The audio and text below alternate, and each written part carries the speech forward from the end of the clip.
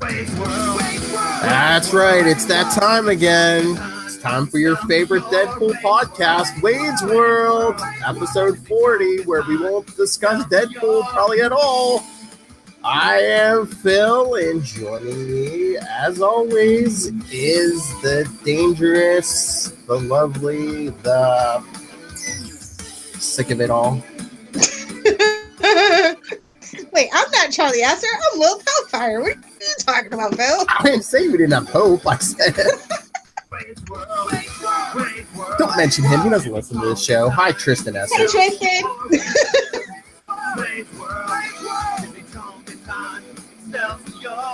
Unlike your father, we love spending time with you, Tristan Esser.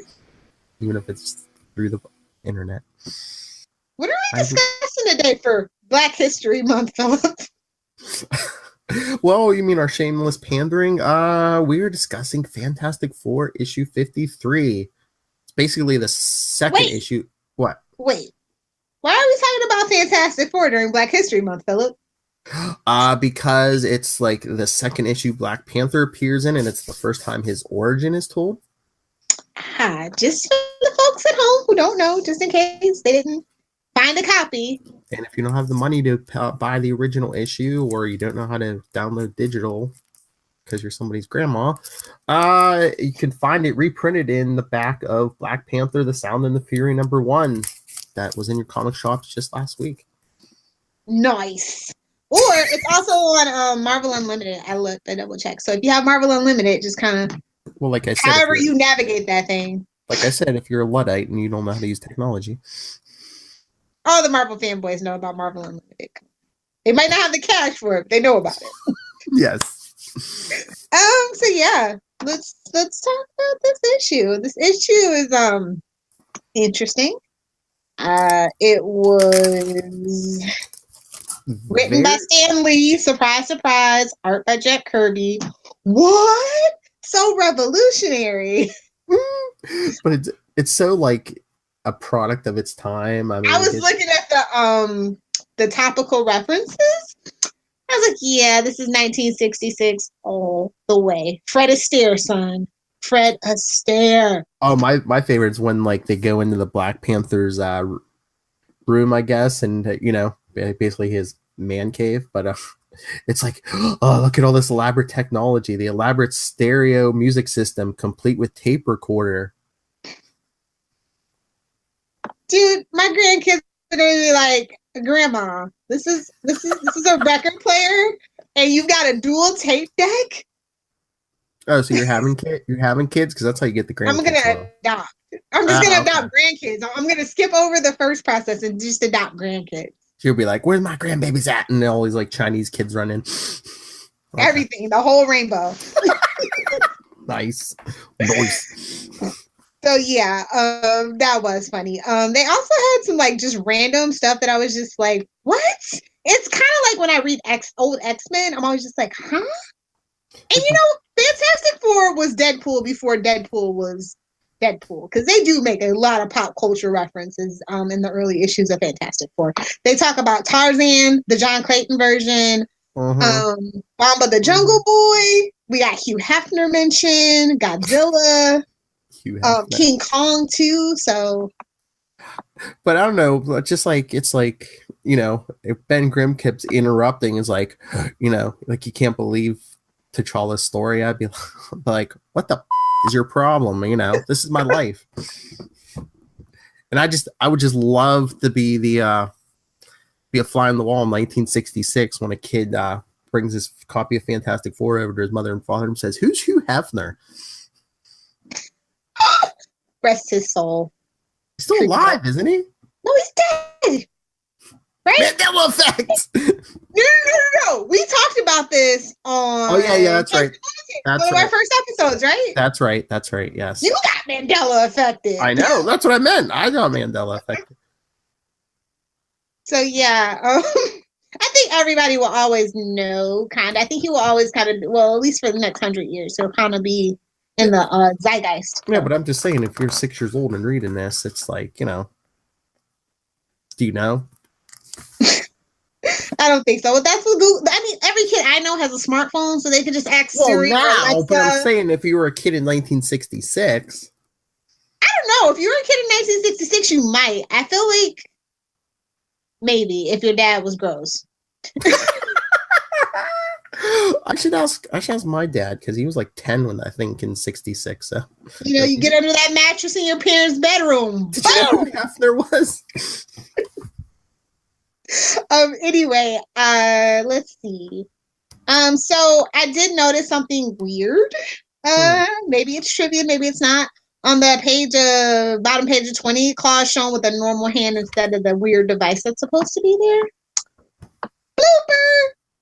I don't know. Like in the original accident, it was like his hand didn't even get blown off. It was just like hanging there, like, like he couldn't use it anymore. So did he just like, before spoiler alert becomes solid sound, did he just like slip that thing over his bad hand? I don't know, but that was just gnarly. And like, I guess I forgot, but like, I guess they must have retconned Black Panther's origin at some point because they've done it like 5 different times. Well, I mean, now it's like the Black Panther is like a mantle passed down from like father to son and stuff. This is like a stolen weapon, yeah. or like whoever's king. But yeah, but in the original story, it's like they make him like African Batman, and he's like his father gets killed, and he's like I will avenge you. Which, by the way, page 8 panels 1 through 5 are my favorite panels. I do have a favorite panel this week, though. I shall become a panther. Yeah, And then once they think Claw's done, he's like, oh, I guess I'm gonna hang up. Oh, sweet summer child. And they're like, no, you could still do good. Yeah, this issue was, I mean, it's pedestrian now because we just have like, you know what I mean? Mm-hmm. But like back in 1966, this was like controversial, like so much so that did you know the alternate title for Black Panther was going to be Coal Tiger? Yes. And then they also tried to rebrand him, but it didn't stick back in like the 70s, right? The early 70s. They tried to rebrand him, and it just didn't stick. Nah. What is up with like that half a cape? No capes. Either full glorious Spawn cape or no capes. Exactly. It's like the whole costume's black. It's gonna blend in anyway. Why do you need the cape? I don't know. I mean, if he lives in the jungle, does Black really blend in the jungle? He needs to be like the Green Panther. I'm just saying. Do you really need it? Do you really want a cape in the jungle? It's gonna get caught on trees and bramble and brush and some line or something's chasing. You just gotta grab onto the backpack. I don't think the costume in the new costume doesn't have a cape. No, not even in the comics. He doesn't have a cape now. That's just that old school stuff. Because I think even by the time he joins the Avengers, I don't think he has the cape. Yeah, redesign. Stan, why did you get? What did you Fantastic Four was quite the launching pad, and we did have a top 10 list, which we can do at the end. But like because you brought that top 10 up, I said, wow, it was quite a launching pad, and they did have a lot of fun crossovers and stuff back in the day. I mean, I don't know about Fantastic Four is like basically the equivalent of Green Arrow. Like I was like, unless you've actually read a recent Fantastic Four issue, you kind of think that they're corny and a joke. But I mean, it's just like back in the day, classic Fantastic Four. They were the explorers. They went to every corner of the earth and other dimensions. So yeah, you're gonna get you can introduce all kinds of new characters. I think that's why I really, to this day, I'm still like a hardcore Fantastic Four fan, but I like the old school Fantastic Four stuff. I really do. The newer stuff, like before they went out of print, was just kind of like people were kind of bored. But the 2-in-1 was pretty good, and I'm like, yeah, it's time to bring Fantastic Four home and put them back, definitely. Especially since in the top tier where they belong. Yes. Yeah. You can't tell me that they weren't being bitter by not having a Fantastic Four. Oh, I mean, come on. You know that deal's been in the works for a while, and all of a sudden Marvel 2-in-1 comes back. Come on. Exactly. I mean, I would love a movie or a TV show, but even if they don't, just bring that comic back. Yeah, a good comic book. Yes. Did you have a favorite panel? I know you're chomping at the bit. What was your favorite panel? No, I already said. Where he avenges his father. Oh, yes.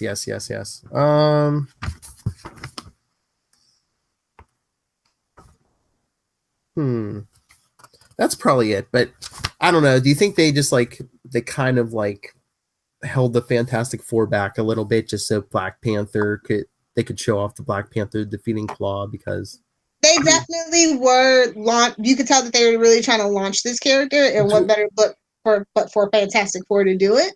between the five of them, Claw shouldn't have been this much of a problem. He was very handy, Philip.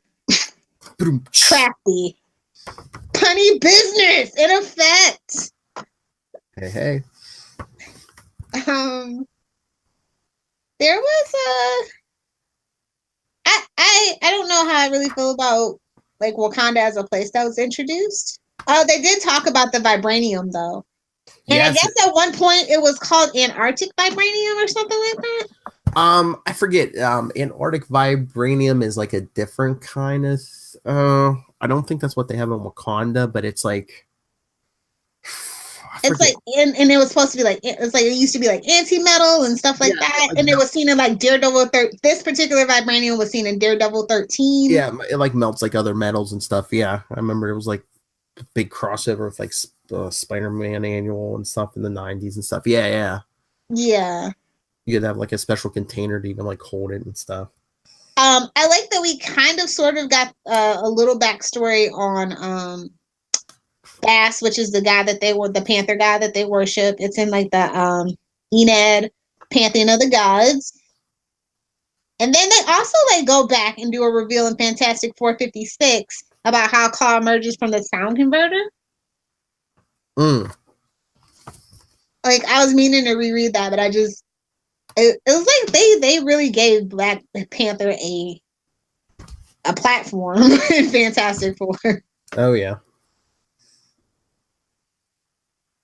And, I don't know why his origin is so like different every time. Black Panther. Which origin do you like better? I like that it's a mantle passed down. Yeah, I like that too. Him just avenging his father. Yes, I like that too. It's more original than just somebody in my family got killed. I have to put on a mask. Yeah. Yeah, it's also kind of like why I like Vixen too. Like a totem holder almost, and it's all these things that you can tie in and really world build with. Exactly. So I definitely enjoyed this issue. But like you were saying, I think this was like the first appearance of Vibranium too. But why would you make a bench out of Vibranium? Because they don't like to be comfortable. Can't get lazy. Does that like absorb those farts and stuff? Or does it give you reverb on your farts? Johnny would love that. Flame on. Talk about a hot airbag. This is Wayne's World. That's right. We had to bring it down. No wonder Charlie doesn't listen to this. Very lowbrow, but sometimes you have to cater to the lowest common denominator. Fake news. What would you give this issue as a grade? I don't know. Grading on a curve. It's like a product of its time. I don't know. A B. Okay. Did you like Sound and Fury more? Like, what's some of your other like? What's an A+ Black Panther story for you? I just reread them not too long ago, but like I think we were talking before about on our Black History Month special. Scroll down. That Black Panther Man Without Fear special where he likes watching Hell's Kitchen for Daredevil. That's definitely a really good one. But I like Daredevil, so I'm a little biased. He's basically stripped of like all his, like his royalty and fortune and like all his toys. So he basically has to, it's just the man. I'm still going to go with Enemy of the State, which is Black Panther number 41 through 45. And I just remember probably why I like it so much is because it's Christopher Priest that wrote it. Mm-hmm. I was like, I do definitely have a type. When he was in Secret Wars, that wasn't bad either. What about that arc in, I'm sure you probably like this, that arc in Fantastic Four where Reed and Sue took off yet again and Black Panther and Storm took their place for a while? Yeah. Oh, and Killmonger's Rage, which is another Priest arc, which is Black Panther 16 through 20. I like Christopher. Uh-oh. Some raging anti-Christopher Priest fans tried to take Lilith Hellfire off the internet, and you can't, it won't work. Yeah, I actually I felt bad about the Black Panther Black Lightning thing we did, because I was so biased for Black Lightning. So I've been. Wow, you are DC. You are a super DC fan, so. I mean, I used to be a Super Marvel fan at one point too, but I know you said you like the older stuff. The older stuff's awesome, but it's a blatant ripoff of DC. So All right, since you're always waving the DC flag, what's like your fave? Like out of the classic stuff, what's your favorite character out of all that classic Marvel stuff? Doctor Doom. Oh, really? Yeah, I don't know what it is, but I absolutely love that character. Did you read Infamous Iron Man? I did. I tried to get into it, but it just doesn't ring true to me. Mm-hmm. I get it appeals to his vanity and all that stuff, but don't worry. I don't know. I like good old classic mustache twirling Doctor Doom. Don't worry, Tony Stark's coming back, so Doom's gonna get a paper cut on his face, and he's gonna go evil again. Fight me, nerds! Well, no, and it's obvious that that's what they're doing. But that's the thing about Marvel. Every bad guy has to have a turn as a good guy. They don't even do anti-hero. I think the closest bad guy that's an anti-hero will be probably Magneto. Mm-hmm. I mean, honestly, he's the only one that has Doc Ock too has a little subtle shade of nuance. Just depends on the writer with Doc Ock. It really does. It does. Sometimes he's a mustache twirling villain right out of a 1920s silent picture. I'm just gonna throw you and Charlie S in a room so you two can duke it out about Doc Ock. I mean, he's interesting, but you have to have. He can fall flat. Is all that I'm saying. Yeah. Anyway. Anything else you want to talk about? Plug? Top 10 list? Yeah, let's do it. Hold on, wait. Okay. I gotta find my list. I had it. Okay. Top 10 list. What was it again? Top 10, favorite Fantastic Four characters? Yes. Okay, let's do it. All right, so you're the even, so. Okay. I'll kick it off with number 10. Herbie. Herbie. He's the original BB-8 / R2-D2. Didn't he first appear in the cartoon and then in the comics? And that's okay. No, nothing wrong with that. All right. That awful 1978 cartoon, is that the one you're talking about? I think it was one of those cartoons, yeah. Yeah, I think the cartoon did come first in that case. It was one of the older ones, yeah. All right, then I guess I'll go number 9. In my opinion, one of the greatest retcons in comic history. How do you get Johnny Storm out of a marriage? Make her a Skrull. Oh man, must have offended Lilith. She's gone again. Watch. I'm sorry. Did you not like that one? No, it was fine. Who did you say? Elijah. Oh no, I was tinkering with that one. Johnny Storm's Skrull wife. Yeah. A Molecule Man. Yeah, I'm sure that's Charlie S approved. I don't know. They had some interesting people, definitely. Yeah, a lot of heroes and villains came out of Fantastic Four. Definitely. All right, number 7? Some of you might agree, some of you may disagree. Sharon Ventura. Oh. First just a strong chick, then another thing. Yeah. Okay, so I am torn with my next choice. Okay. I want to say Namor, but then I like Namorita better. You know what I mean? Yeah. I don't know. I'm going to go with Namorita. Screw it. Sorry, Namor. Yeah, but the Aquaman fan in me just can't do it. No, when did she appear in Fantastic Four? Oh. Oh, I mean, if nowhere else, I know the new Warrior showed up in a issue in the 90s, early 90s, I think. Yeah, So. I know she was in there. Yeah. I can't remember what issue exactly, but she was in there. I got you. All right, then I guess my next choice, another super strong temporary member, probably one of the most famous replacements, She-Hulk. Yeah. She was actually right at the top of the list, and then I read your list, and I was like, because like John Byrne had like some weird crush thing on her. Everybody kind of subtly has a thing for She-Hulk. Let's just be real. Charlie has her. Me too. I actually like She-Hulk, but it definitely depends on who writes her, because I tried to pick up a recent issue, and I was like, what is this travesty? Oh, the recent stuff. This is a miscarriage of justice, damn it. The next one for me would be Psycho Man. Psycho Man.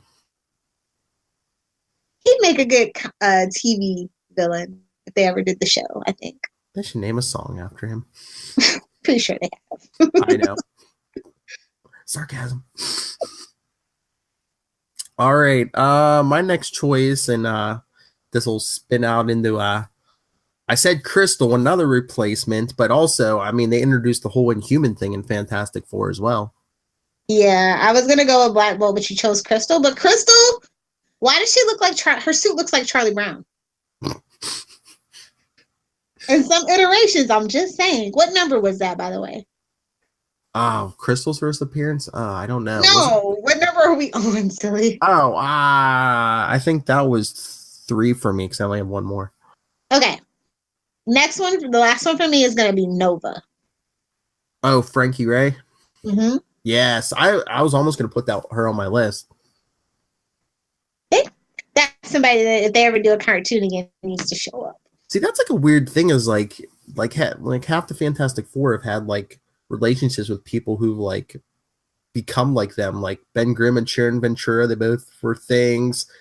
It's contagious, bro. Johnny Fine. Oh my god. It's contagious. It's like an STD. You don't want an STD. You don't want a Fantastic Four STD.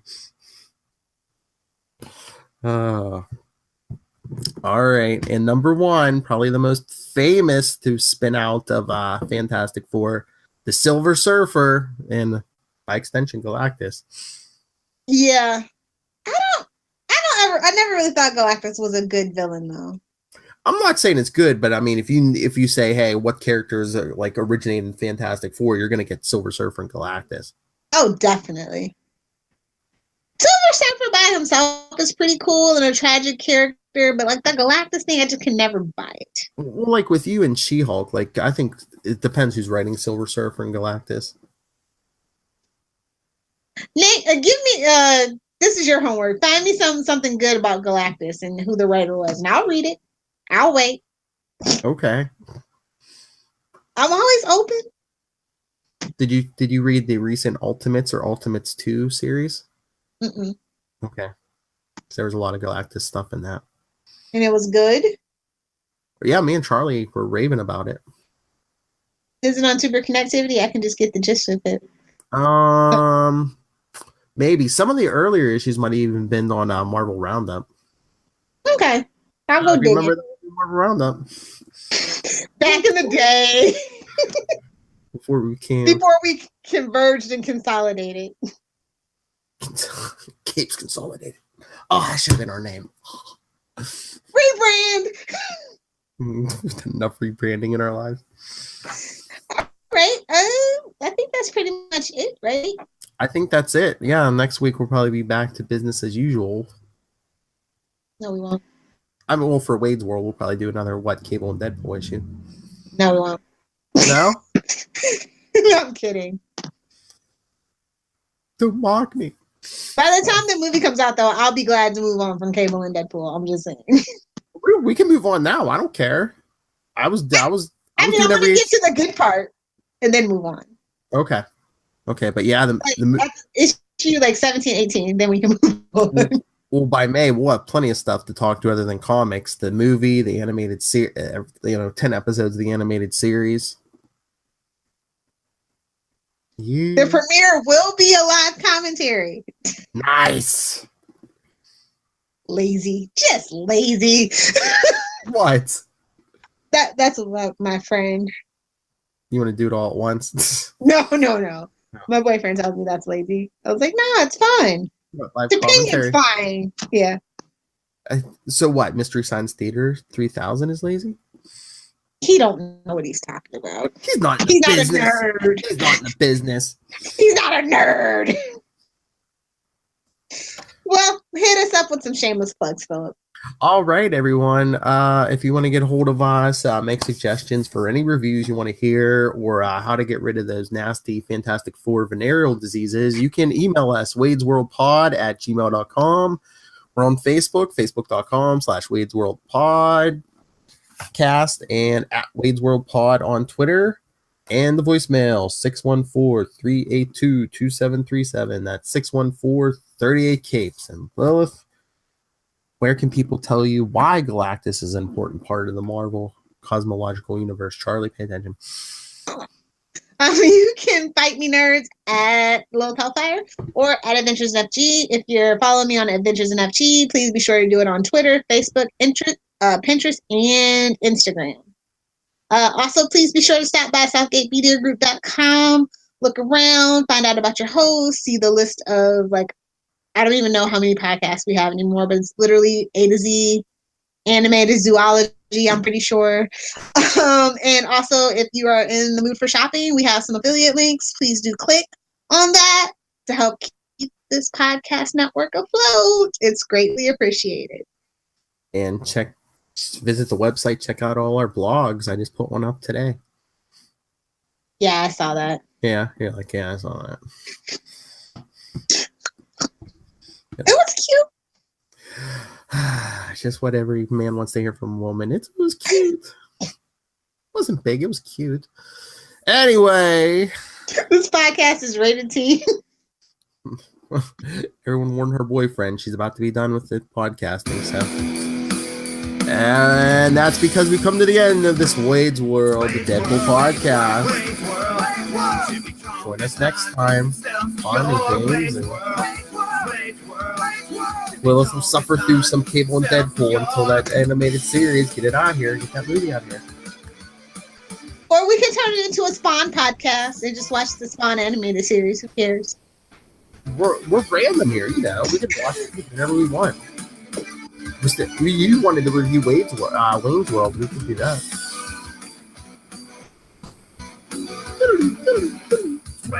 Totally.